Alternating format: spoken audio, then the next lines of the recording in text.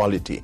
Not enough of it displayed in Jamaica. Buster Matthews certainly had large amounts of that. Oh, yes. Unmatched, I would say. Not since his time have I seen that kind of courage. And, you know, we have read about him bearing his chest in the face of bayonets. Yes. That was only one example of the courage he displayed. I mean, he had a way of doing things that people never stop to think about. I think it's courageous, for instance, if you have an election going on and the opposing party is having one of their big meetings indoors discussing strategy against you, and you suddenly appear in the middle of the meeting. He has done that. He did that, I think, in 44. when I think it was the JDP were having their meeting at World Theatre. Yeah. And they were having this meeting discussing their strategy and also and who should appear in the middle of the meeting. Yes. He just strode down, stood in front of the platform, put his hands in his pocket, gazed at them, and walked out. The meeting broke up because there was nothing else to talk about that day. Everybody talking about how this man walked into place. And it was said also, Ken, that he had a remarkable generosity of spirit, an ability to forgive, just to forget hurts. Oh, yes. Any instances of that? Yes. Well, take his sidekick, St. William Grant. Yes. He and St. William fell out about twice, where he had to fire him. But he always forgave him. And when he died, St. William went to his funeral and cried and confessed how good the man had been to him, although he had campaigned so heavily against him. Yes.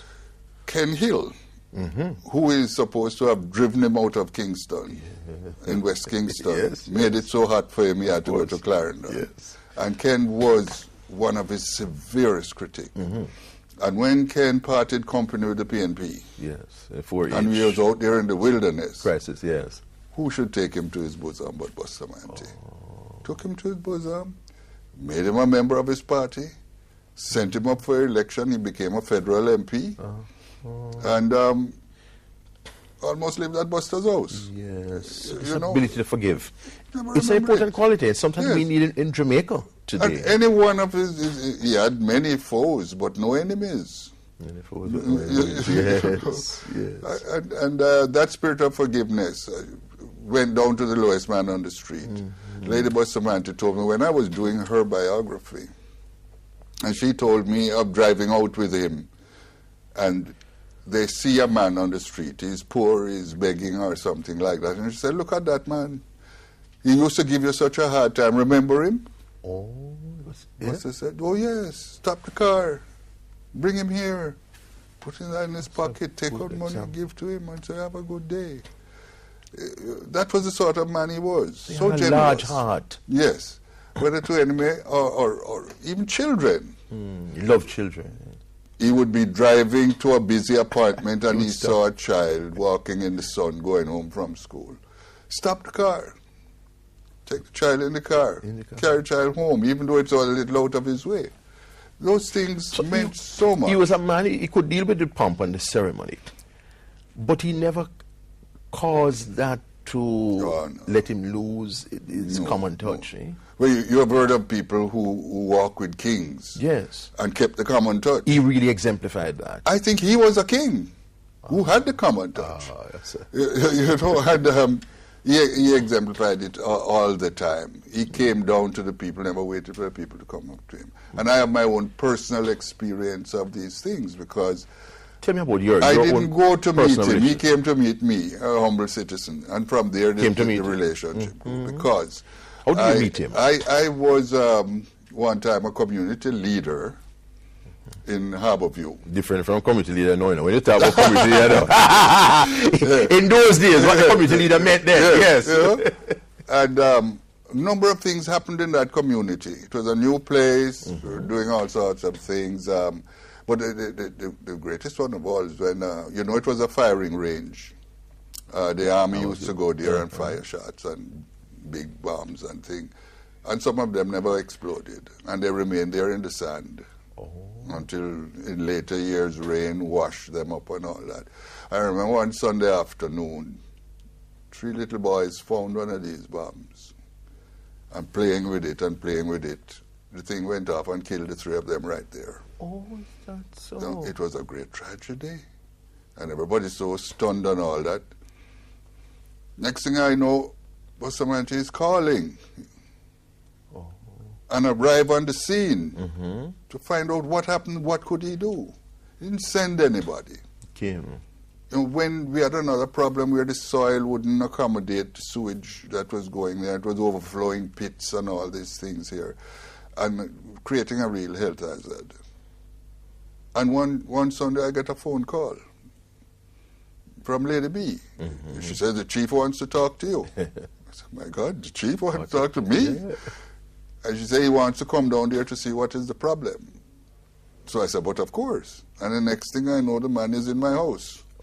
And he brings along with the chief medical officer, and having greeted me, he goes to find the helper, ask her what's cooking and all that sort of thing, have a chat with her, and then come back to me, and then go about the business. In 24 hours, official attention is being given to every problem that we have. This was the sort of man he was. Action person.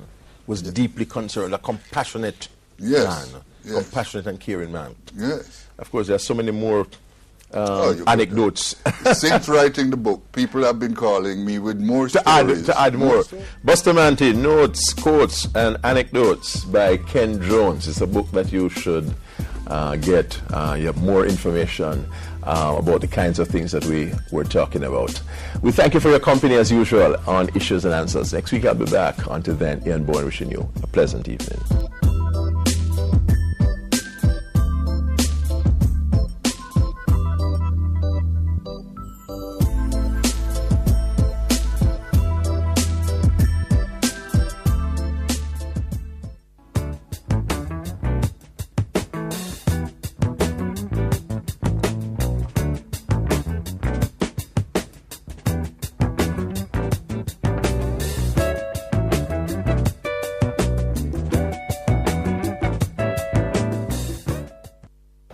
Of course, my advice for this week is going to come from one of my friends. Miss Powell, what's your advice?